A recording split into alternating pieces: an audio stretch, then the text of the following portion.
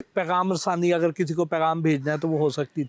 नहीं, वो उस वक्त तो कोई किसी किस्म की नहीं थे पैगाम रसा। जब मोहतरमा कलसूम नवाज साहिबा फौत हो गई तो उस वक्त आप वहीं पर जी जी, मैं उधर ही था उस वक्त उस जब दिन की रूदात क्या थी, कैसे उनको बताया गया, कैसे वो मरियम बीबी तक पहुंचे? सबसे पहले कैप्टन सफदर जो है उनको बताया गया, तो उन्होंने कहा कि फिर मियाँ साहब से बात करते हैं।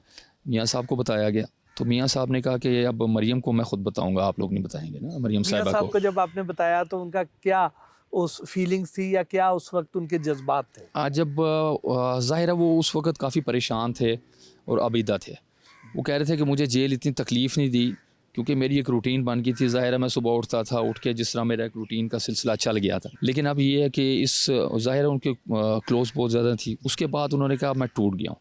तो उस पे फिर ये था कि जब वो ख़ुद गए थे बताने के लिए, उनको मरीम साहिबा को ख़ुद बताया था उन्होंने, तो काफ़ी परेशान थे, आबीदा थे ज़ाहिर।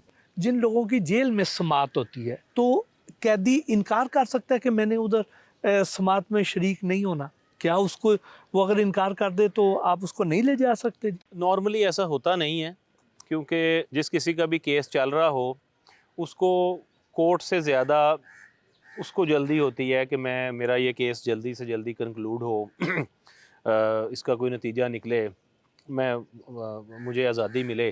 तो नॉर्मली ऐसा होता नहीं है, कोई कभी किसी ने रिफ्यूज़ किया हो, मैंने कभी ऐसा सुना नहीं है। हाँ जी, नहीं बिल्कुल नहीं, ऐसा नहीं। ऐसा कभी नहीं सुना कि किसी ने ट्रायल में शामिल होने से इनकार किया हो। हाँ, एट टाइम्स ये हो जाता है कि कोई मेडिकल कंडीशन ऐसी हो गई कि बेशक इनसाइड जेल ट्रायल है, लेकिन वो बंदा, वो असीर बीमार इस तरह से हो गया कि वो उस कोर्ट तक चल के जाने के काबिल भी नहीं है, या कंडीशन ऐसी है, कोई खुदा न खास्ता हार्ट का मसला हो गया, कोई किसी को कोई और इस तरह की कोई प्रॉब्लम हो गई, वो एक अलहदा चीज़ है। उसमें फिर डॉक्टर उसको, जो हमारा जेल का डॉक्टर है, वो सर्टिफाई कर देता है कि जी इनकी कंडीशन ऐसी नहीं है कि ये आज की हेयरिंग अटेंड कर सकें, नेक्स्ट डेट पे ये पेश होंगे।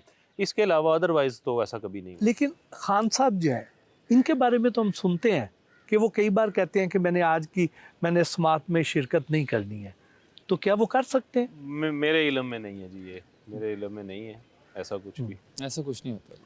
ऐसा नहीं हाँ जी, होता? नहीं ऐसा तो कुछ नहीं होता। उन्हें होना पड़ता है?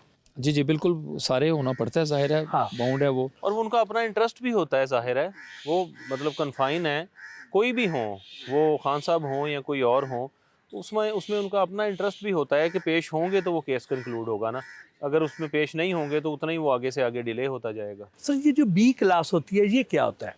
बी क्लास बेसिकली इसको बेटर क्लास कहते हैं।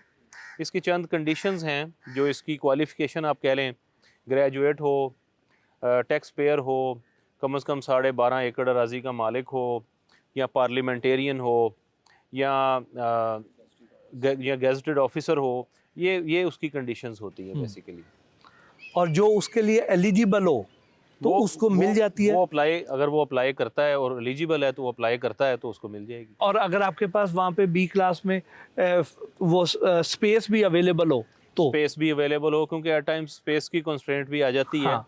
क्योंकि बी क्लास का सेटअप एक तो तमाम जेलों में है नहीं, दूसरा जहाँ पे है वहाँ पे भी एक लिमिटेड सेटअप होता है।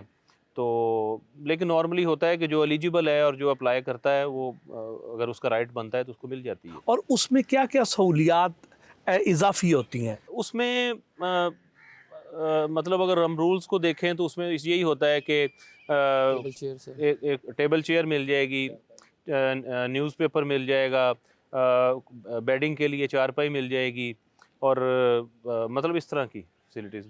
बाकी उसके वो राइट्स उसी तरह ही हैं जिस तरह बाकी के इनमेट्स के हैं। मुलाकात के हवाले से भी वैसे ही, फ़ोन कॉल के हवाले से भी ऐसे ही, कोर्ट प्रोडक्शन के हवाले से भी वैसे ही, खाना भी उसी तरह ही, वो सारी रूटीन वैसी ही होती है। मुशक्ति मिल जाता है? मुशक्ति मिल जाता है, हाँ जी, मुशक्ति अगर ज़रूरत हो तो मुशक्ति मिल जाता है। Room cooler, air conditioner, TV? नहीं, एयर कंडीशनर तो नहीं, एयर कंडीशनर नहीं। जो हमारे रूल्स जो अलाउ करते हैं, रूम कूलर्स तो अब तमाम बैरक्स में हर जगह पे लगा दिए हैं, एलईडीज़ तमाम बैरक्स में हर जगह पे लगी हुई हैं।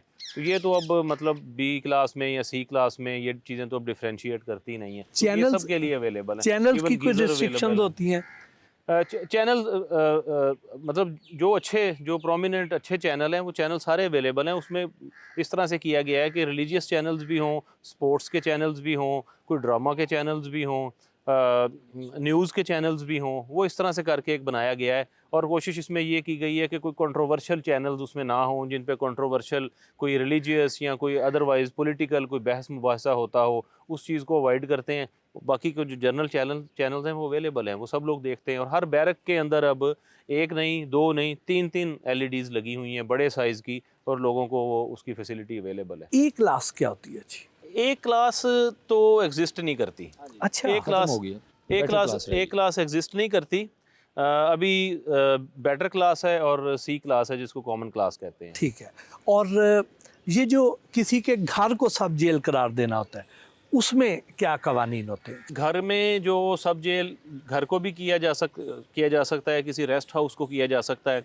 वो basically security point of view से ही होता है कि कोई ऐसा शख्स कि जिसको जेल में रखने से कोई सिक्योरिटी इश्यूज़ पैदा होने का ख़दशा हो, या उसको उस बंदे की ज़ात को कोई ख़तरा हो, या कोई ऐसा एहतमाल हो कि कोई लॉ एंड ऑर्डर की सिचुएशन बन सकती हो, तो ये गवर्नमेंट के पास इख्तियार होता है कि किसी भी बिल्डिंग को वो सब जेल डिक्लेयर करके वहाँ पे जेल के स्टाफ की डिप्लॉयमेंट करके सिक्योरिटी उनके ज़िम्मे होती है, आउटर सिक्योरिटी पे पुलिस होती है, उनको वहाँ पे कन्फाइन किया जा सकता है, उसको सब जेल कहते हैं। और उसमें उस घर के अंदर उनको आज़ादाना घूमने फिरने की इजाज़त होती है, या कोई कमरा मखसूस कर दिया जाता है और उस कमरे की खिड़कियां दरवाजे काले कर दिए, या कुछ ऐसा? ये डिपेंड करता है। अब अगर किसी रेस्ट हाउस को सब जेल डिक्लेयर किया है तो ला महला उसका तो एक ही कमरा होगा, उस एक कमरे तक ही वो महदूद होंगे। इसी तरह होता है, नॉर्मली घरों में नहीं किया जाता ये। रेस्ट हाउस या कोई इस तरह की बिल्डिंग ही होती है कि जिसमें फिर वो उस कमरे की हद तक। कामरान शायद किसी सब जी, जेल आप में ज़रा रहे इसमें- होंगे। हाँ जी, एक जो मियाँ शहबाज शरीफ साहब थे, उस वक्त मिनिस्ट्रियल एनक्लेव, जो मिनिस्ट्रियल एनक्लेव का जो घर था वही सब जेल उनका डिक्लेयर हुआ था। वो घर के अंदर तो मूव कर सकते थे लेकिन घर के बाहर नहीं आ सकते थे। तो एक तो उसके अलावा मौलाना अब्दुल अजीज़ हैं, वो रेस्ट हाउस था सिमली डैम। वो सिमली डैम के थ्रू उसमें सर ने जिस तरह कहा बिल्कुल ठीक है, उनको रूम तक ही कन्फाइन किया रूम था। तक ही। सिमली डैम वाला जब इन्होंने कहा मुझे याद आ गया, उस वक्त मैं ही सुपरिटेंडेंट था वहाँ पे, ये मौलाना अब्दुल अजीज़ साहब वाले टाइम पे। तो सिमली डैम मुझे जाने का इत्तेफाक भी हुआ था। वो एक ही कमरा था, मतलब पूरा वो रेस्ट हाउस नहीं था, एक ही कमरे तक वो थे, उस तक वो महदूद थे। उस कमरे के अंदर वो चल फिर सकते थे, आ जा सकते थे। वो तो जैसे अटैच बाथ था। बाकी बैरक्स में, हाँ। जेल में होता है, उससे बाहर नहीं। जी। मुलाकात अगर है तो मुलाकात भी वो बाकायदा परमिशन के साथ और रूल्स के मुताबिक होनी है। खाना भी जो है वो रूल्स के मुताबिक आना है। बाकी हर चीज़ जो है वो कवानीन के वहाँ पे मुताबिक। एयर कंडीशनर वगैरह यूज़ कर सकते थे घर का? उस वक्त ये सर्दियों की बात है, उस वक्त तो एयर कंडीशनर नहीं था। और मेरा, हाँ ये सर्दियों की बात है, एयर कंडीशनर नहीं यूज़ था। मुख्तलिफ लोग जो यहाँ पे कैद है, उनमें से किसी की कैद मुकम्मल हो गई है लेकिन वो जुर्माना अदा नहीं कर सका और उसकी वजह से उसे एडिशनल कैद काटनी पड़ रही है, तो कुछ ऐसे मुखय्यर हज़रात जी। जो हमारा ये प्रोग्राम देख रहे हैं वो उनकी मदद करना चाहें।